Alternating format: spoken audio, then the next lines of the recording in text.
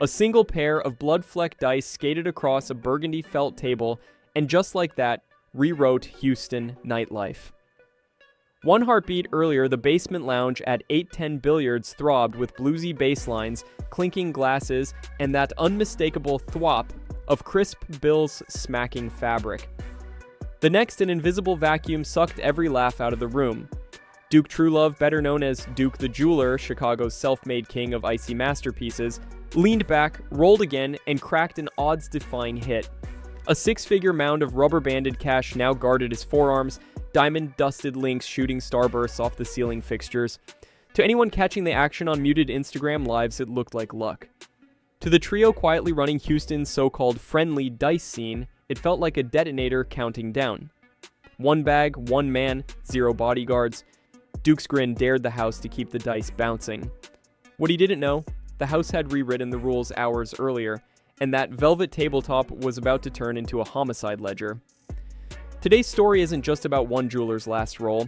It's about a rumored hustle stretching from underground garages to federal courtrooms, about how checking in flipped from street courtesy to possible death sentence, and about the dominoes now wobbling in every corner of hip-hop.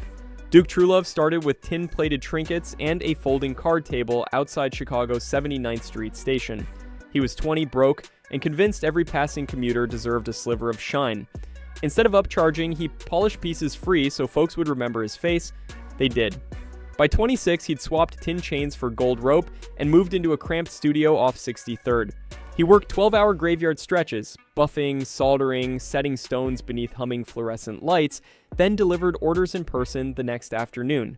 The hustle snowballed. Local rappers filmed unboxing videos, Bulls rookies tagged him after every locker room flex. Duke responded to each DM himself, slipping motivational quotes with completed invoices. Hard times create hard ice became a low-key slogan. When Chicago drill exploded, half the scene's breakout stars wore his Duke D pendant. But the hometown ceiling is real. Windy City money feels big until you glimpse Houston's oil, Atlanta's trap touring, or Las Vegas fight nights. By mid-2022, Duke saw expansion as survival. Enter Boosie Badaz. Booking agents messaged Duke in mid-August. Boosie wants a one-of-one jaw-dropper chain. Fly down Labor Day weekend, bring unreleased heat, backstage access guaranteed. For Duke, that invite meant six-figure deposits, superstar TikTok shoutouts, and a foothold in the South. He packed a monogrammed Louis Vuitton keepall with $350,000 in unreleased customs, a rose gold spinning medallion, an emerald-set Cuban, baguette-encrusted chronographs, all insured but irreplaceable. No entourage, no armed escort. Chicago's kid believed respect traveled faster than bullets.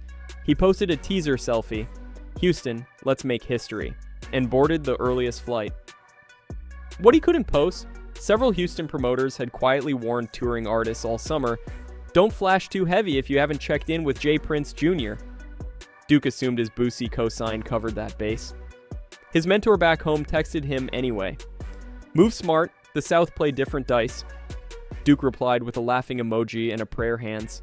The sale was real, the danger was invisible. 3 p.m., Boosie's SUV scoops Duke from Hobby Airport straight to 810 Billiards and bowling. Soundcheck chaos. Duke unpacks gems on a green room coffee table. Cell cams flash like paparazzi. Boosie slaps Duke's shoulder and mouths, "After party dice, you in?" Duke nods. 6:30 p.m., backstage sponsor, meet and greets. Enter James J. Prince Jr., sporting a black mob ties varsity jacket.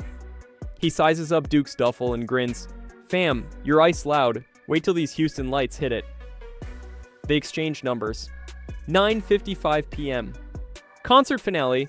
Boosie pulls Duke on stage shouting, "Shout out Chi-Town's dopest jeweler!" Crowd loves it. Duke's follower count jumps 18,000 before he exits the stage. 10:30 p.m.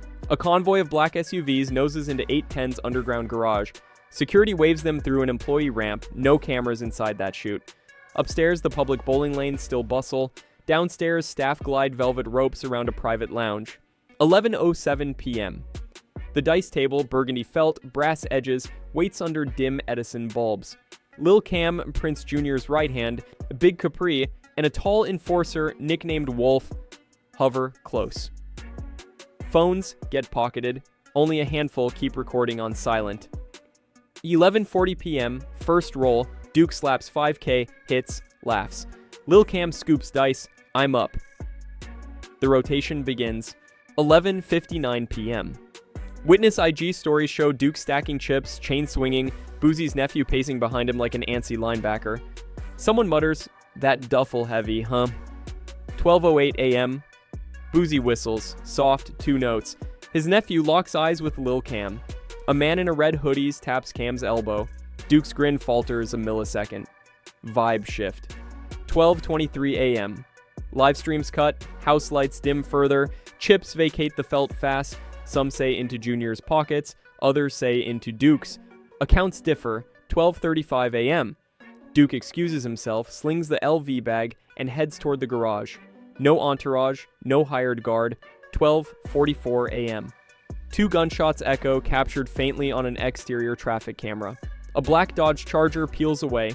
Seconds later, Duke lies face down beside his Nissan rental, jewelry intact, cash unmoved.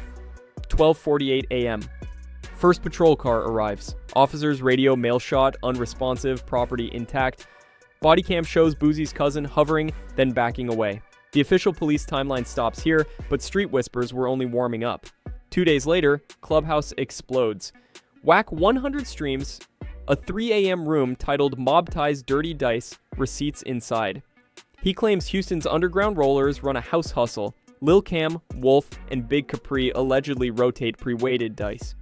The scam is simple. Every out-of-towner gets seduced by small wins, stakes climb, then the rigged dice flip, odds back to the house. Junior supposedly skims 30% of every pot. Duke wasn't supposed to touch them bones, Whack rasps. They mixed the sets up by mistake. My boy started knocking them down. House money sliding out the door. Now folks panicking. No lab has tested those dice. HPD hasn't confirmed weights. Yet eyewitness patterns line up. Multiple players reported odd bounces, same trio always next up, and winners rarely left with full payouts. Rumors flew that Duke cracked the rotation, House slipped him the wrong pair, expecting him to miss. Instead, he hit relentless, shredding the con. In hustle lore, cheating a cheat invites silent retaliation. Prince Jr. dismissed the chatter via Instagram story. We play with honor, suckers play with rumor. Commenters flooded snake emojis. Boosie stayed radio silent, only posting cryptic lyrics. Loyalty test every soul that claim real. Skeptics noted the lyrics dropped exactly 48 hours after Duke's murder. Speculative, absolutely. Persuasive. Enough that federal analysts joined the listener queue. When detectives zipped Duke's body bag, they cataloged 8 Cuban links, 2 iced bracelets, a VVS grill, and rolls of cash totaling $126,000. Every dollar logged on his earlier Instagram stories. What they did not find was the Louis Vuitton duffel. 3 days later, leak number 1. A Houston PD source tells local bloggers that Duke's bag surfaced during a wellness check at Boosie's Baton Rouge mansion. Suddenly, screenshots of a police inventory sheet spread through Telegram channels. Item 12, monogram L, V, keep all 55. Contents, assorted high-value jewelry. Boosie hops on, IG live mid-flight looking rattled. He claims Duke asked me to hold the bag and walked off talking back about catching his Uber. Viewers slow-mo the clip, clock his darting eyes, note the sheer volume of sweat on his brow despite first-class AC, leak number 2. HPD quietly subpoenaed 810's CCTV. The crucial garage camera malfunctioned exactly between 11 p.m. 1 a.m. 2 adjacent angles were blocked by catering vans parked hood to wall, but city traffic cams caught the twin muzzle flashes and a Charger speeding north. Rental GPS logs later ping Prince Jr.'s cousin's phone inside a matching Charger at 12:51 a.m., 7 minutes after the shots. No arrests followed, just thickening suspicion. Investigators also pulled Duke's iPhone location history. Last ping, 3:14 a.m. at Boosie's private studio 15 miles away. Someone switched it off, not smashed, not factory reset, suggesting hurried concealment, not full destruction. By now, Duke's murder smelled less like robbery gone wrong and more like a targeted cleanup gone sloppy.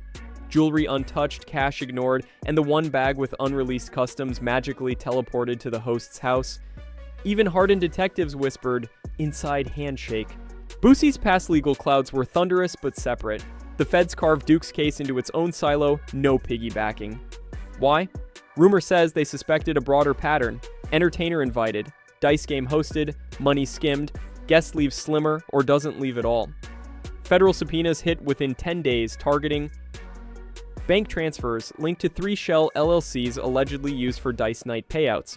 Cash App and Zelle logs flagged above $9,999 between Mob Ties Associates 48 hours post-shooting, cell tower dumps for all phones inside 810's basement between 10 p.m., 1 a.m., Instagram DMs from Junior's main account referencing Bones, Bag, or Chi-Town Ice. Leaks claim digital forensics uncovered a group chat photo showing Lil Cam holding loaded dice above a velvet table. In the same chat, a blurred hand counts money. Prince Jr.'s handle drops a laughing emoji with the caption, "House always win." Screenshots remain under seal, but gossip pundits describe them line for line on live streams. Agents also combed the engine bay of Duke's rental. They lifted partial prints matching Boosie's nephew, Torrance Hatch III, on the hood latch. Why pop a hood? Detectives suspect someone searched for a GPS tracker or stash compartment. Either way, Torrance's attorney called the print innocent contact. Twitter called it smoking fingerprint. Federal math is simple. Trace the money, trace the phones, break the silence. Every unanswered ping, every sudden deposit, every panicked deleted DM becomes leverage.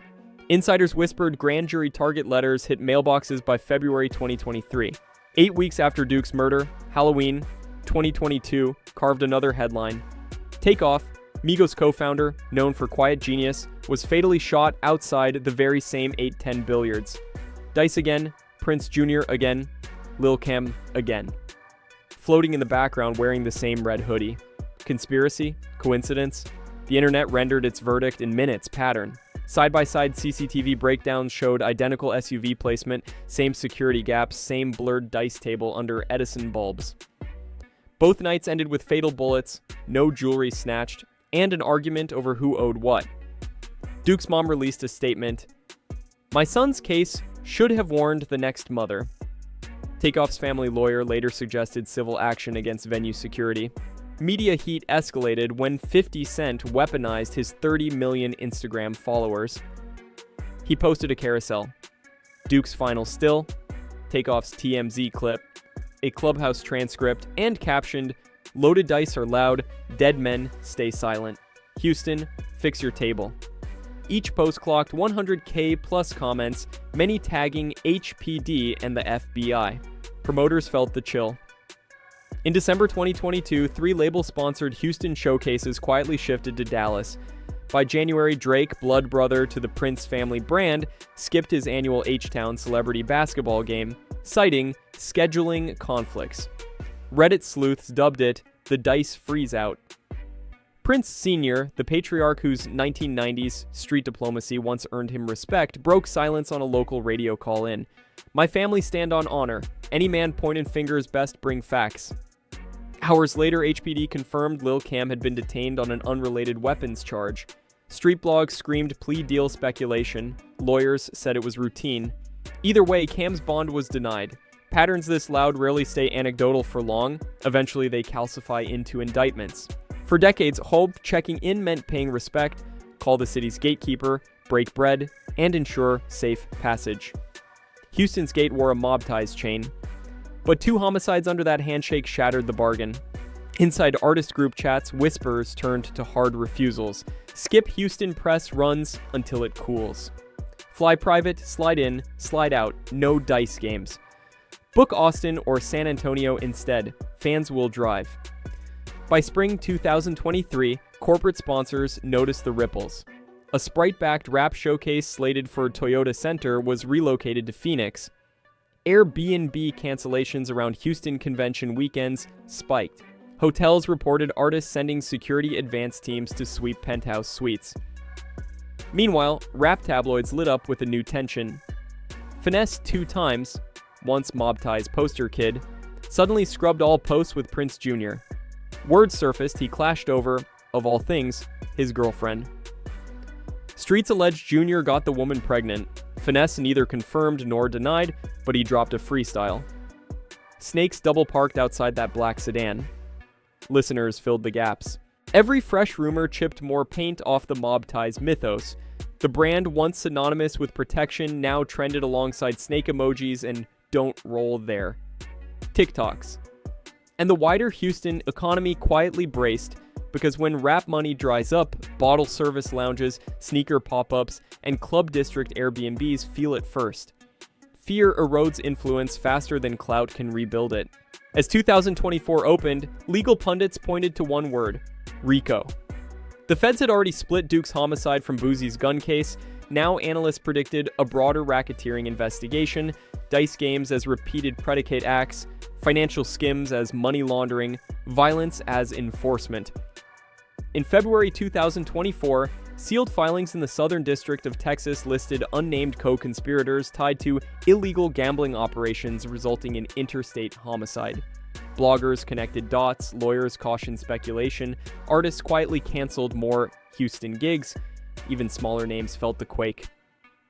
Up-and-coming Louisiana rapper Lil Ivy posted a screenshot.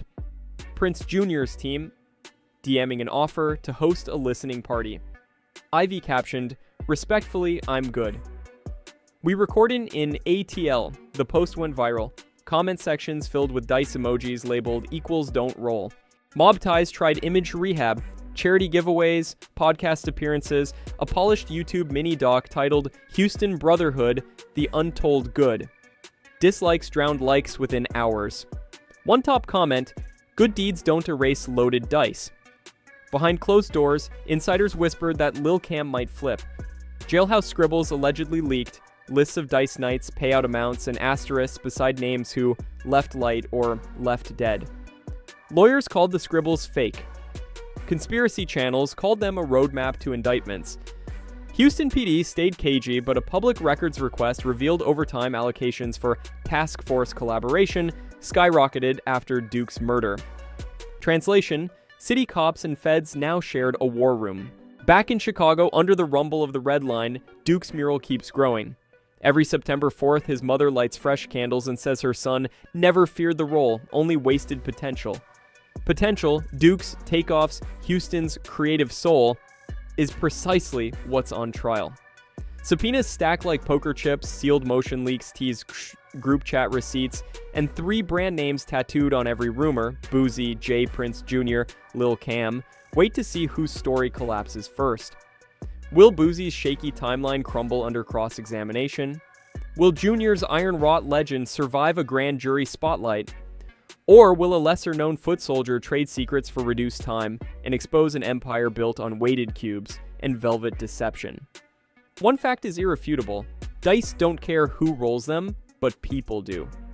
Someone in that garage decided Duke's winning streak cost more than his life was worth. So before you RSVP to the next friendly dice night or accept that handshake promising nothing but love, remember the velvet bloodstains, the LV bag that walked itself across state lines, and 2 talented men who checked in but never checked out. Ask yourself, is the house smiling because you're lucky, or because the dice are already loaded against you? If this deep dive rattled your faith in industry safety nets, hit subscribe, share the story, and drop a comment.